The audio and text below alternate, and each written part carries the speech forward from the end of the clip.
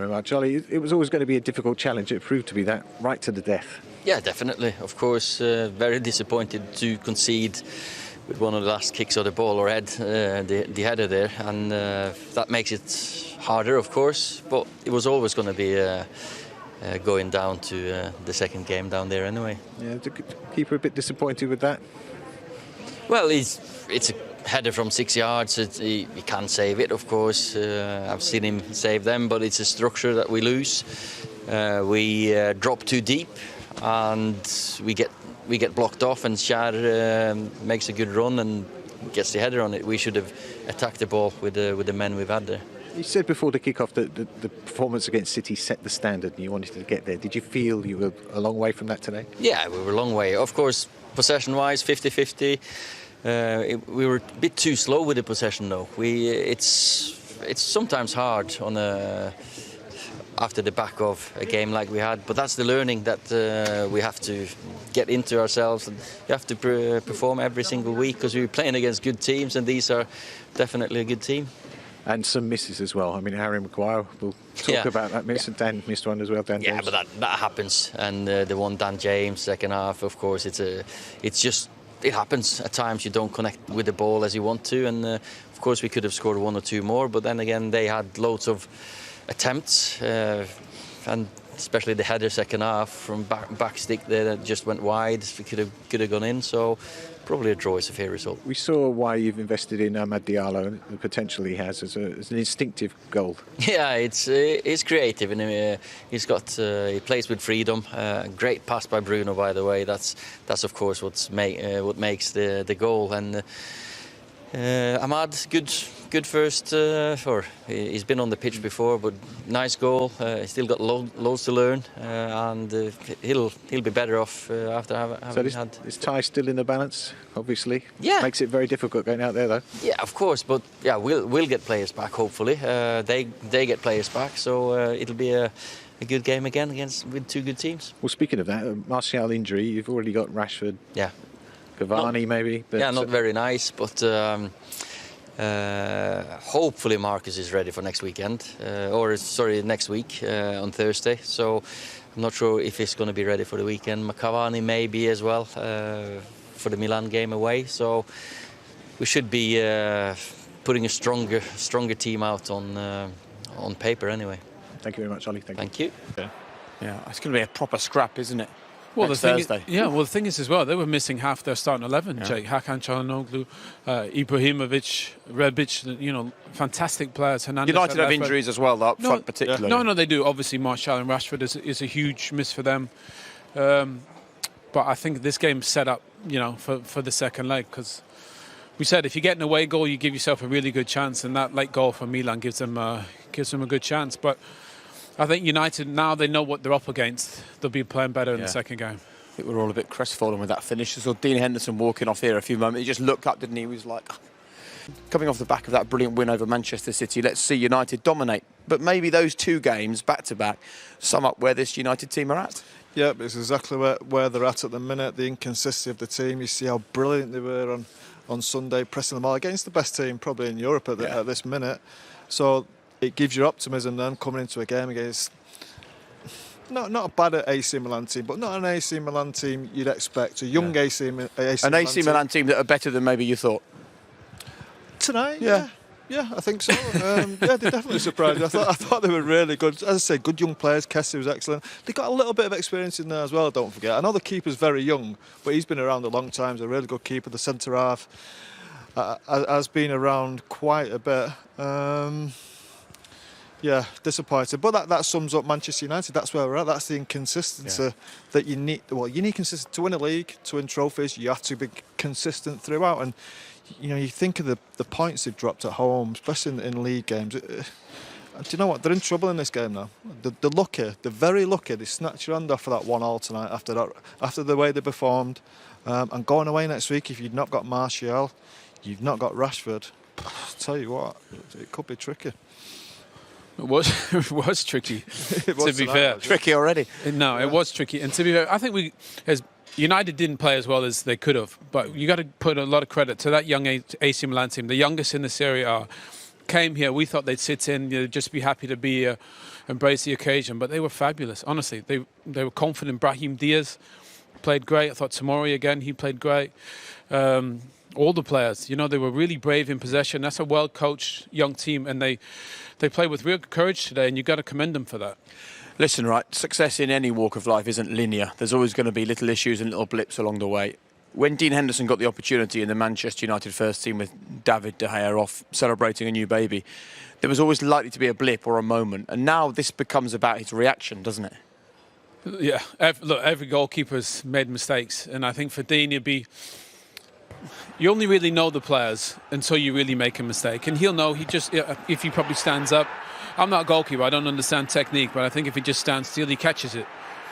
Maybe he gets put off by somebody in front of him, or as Scholes said, maybe he just tries to push it over. But I think he'll realise he's confident, he's smart. He'll realise that's a save he needs to make if he's going to be in goal at Manchester United. The trouble is with that is when the mistake comes in his career, really. No, not his career, but in this chance he's been given in the team, it's come in his second game, third game. I think it's his second game. It's early. Now he has to respond to that. He had a great chance now of 5 weeks, doing really well and making the manager pick him every week and telling David, look, I'm sorry, there's no way I can leave this boy out. Now that just gives a little opening again for David. Yeah, and I think they did the right thing, bringing Dean Henderson back and just seeing where he's at. I think he's done, up to this point, he's been perfect. That's the first mistake that he's made, and I think Ollie's going to support him. He's going to realise that he made a mistake. Dean's going to know that he made a mistake, and look, that happens. That position is very unforgiving. We've seen it in the past, but I don't think it's something that's going to hurt him. I think he'll bounce back. But that's why you're at the top. We keep speaking about Haaland and Mbappe and Ronaldo and Messi. The reason is the consistency over a long period. David De Gea has done it for a very long period. Okay, he's made his mistakes, but he's had some fabulous moments as well. And I think for Dean, he doesn't have that credit in the bank like David does. And that only comes with the experience. But it's a learning curve for him today.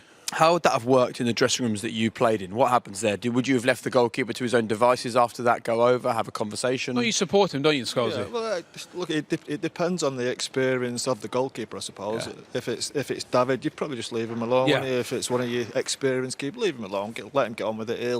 He'll know how to recover. He'll know how to get over it. With Henderson, it might be a little bit different. Just walk over, say, "Don't worry about it. We go again next time." Maybe give him a little bit of encouragement because he will be down. I think he'll be gutted about it. It's not a glaring mistake. It's not gone through his legs or anything. It's a mistake, but not such an obvious one. It's the magnitude of the game and the moment in the match, though, isn't it? That's the. It's the moment in the match, and for goalkeepers especially, concentration is a big thing. For that full 93, 94 minutes, whatever it is, and that's what we've seen. 93rd minute, is it? It's a mistake, and you can't just blame that for tonight, putting United in trouble. That mistake. United were second best all night. Yeah. AC Milan were very good. They scored a really good goal that was disallowed, and they fully deserved the victory. So, as I say, he's made a mistake. United could be in trouble for the second leg. We know that, but they've got away with one tonight still. I still think they're lucky to come away with just a 1-1 draw. Well, they're going to have to go away from home and score a goal. There's no doubt about that. Let's talk about the goal they scored this evening. It was a moment of beautiful improvisation, really, wasn't it? Yeah, fabulous to see a young player come on and have such an impact in the game. He's confident on the ball, and Bruno Fernandes. I mean, this is what Bruno does great. Just finds a little pocket of space that Scholes are used to.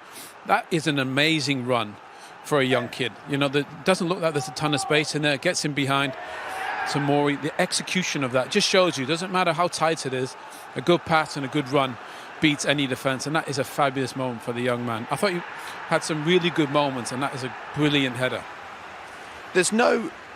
As he makes the run, there's no plan to do that when he starts the run, is that? That's just him reacting to the ball that comes into the box, right? There's no plan for him to head for the way he heads the ball behind. No, you have to obviously adjust to where the ball's coming to him, and that was the best he could have done with that ball. I said Fernandes in them spaces, he will look for that run. Great run from Diallo, and look, if it comes to his chest, he'll try and chest it down, but he's had to improvise there. It's not something you see a lot, and that back header was brilliant. And some decent names there, young goal scorers in Europe for Man United. Some of the best company he could ever be in. So nice to see him come on and have such an impact in a really big moment. Confident boy as well, so to get a goal I think is going to be huge for him. We'll hear from Ole Gunnar Solskjaer soon. What's the mindset then for United in this second leg? Just be the same. United are brilliant away from home. We've seen that. We've seen the record they've got. They will be allowed more space, I think, over there. I think the key is having forwards fit. If it's Greenwood, James and Diallo, I'd be slightly concerned that they're not going to go there and be free scoring like they were against Sociedad. I think they need them players fit. What was wrong with Martial tonight? I'm not too sure. We didn't really see anything happen. He limped off. We saw him limping off. Is he going to be ready for next week? Rashford, I think Rashford will be okay. From what it looked like on Sunday, it looked like a slight ankle tweak. I think Ollie's just been a little bit cautious with him tonight. Get him ready for Sunday, and also for next week. And there's Cavani as well. You just worry about the experience going to Milan. If them front three, if you start with the front three that finished tonight, have they got the experience to go over there and the quality to score goals? Only 2 shots on target for United this evening. We can see some of the chances they created now. Yeah, I mean, look, the team that was creating chances really was AC Milan. This was the first one from Harry Maguire. Just a miss. Whether he gets put off by the post, he thinks he's going to collide into it. But that was really their first opportunity, and didn't create really a ton of clear-cut ones. Maybe that one comes a bit quick to Dan James, but you'd have to say, as Scholesy said, AC Milan had the better chances, without question. And I think for Ole, because this is such a young team and it's not full of superstars like they used to be, maybe they didn't really know the players up against them. They were surprised how brave they were in possession. They dominated the midfield. I thought they were terrific, AC Milan in midfield. And I think going into the second leg now, they'll have a much clearer picture of who they're up against, and they'll have to step it up a couple gears. Yeah, maybe in some ways that's a good thing. They'll go into the next game. I mean, they had 15 attempts this evening, Milan.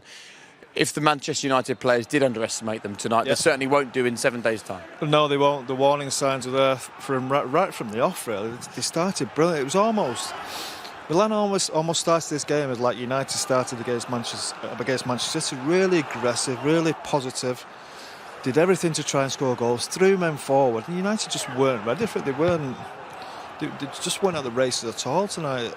They were totally outplayed in nearly every area of the pitch. And like you say, next week they've had that warning sign. They cannot come into that game next week complacent. I think they came in slightly complacent tonight. If that happens again it can't happen again. No, they'll be out if it they'll be out again. I think they've had a real shock tonight, and that hopefully that'll lift them into a bit of life for next week. What about Milan in a few days' time? You expect them to be the total opposite to Man United and think, hold on a minute, this game's there for the taking. How do you approach a game in the second leg when you've got the away goal? Well, I think they struggle to play much better than that. Yeah. And think about some of the important players they're missing, Rebic and Ibrahimovic and Çalhanoğlu. Really, they're the experienced players. That front three, the average age was 21 years old. The middle of the park, they were fantastic.